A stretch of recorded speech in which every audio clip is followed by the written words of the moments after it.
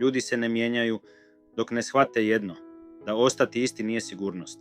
To je odgađanje boli. Život uvijek traži izbor.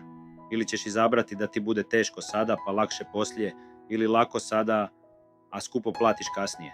Ništa u životu nije besplatno. Sve ima svoju cijenu.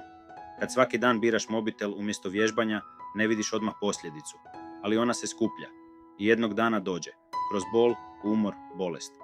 Kad stalno biraš brzu hranu, umjesto da uložiš 10 minuta u zdrav obrok, možda ti se danas ne da, ali tvoje tijelo pamti.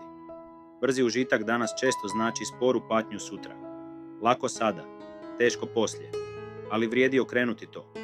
Biraj teže sada, ustani i treniraj. Skuhaj, fokusiraj se. Jer svaki korak koji ti je danas težak, sutra ti postaje snaga. Bilo da se radi o tijelu, novcu ili vezama, što više uložiš sada, više slobode imaš sutra. Ne postoji prečac, samo odluku. I navike. Ako ti je teško, to je dobar znak. To znači da rasteš. I ako ti je ova poruka pomogla, klikni plus i pošalji je nekome tko treba čuti isto.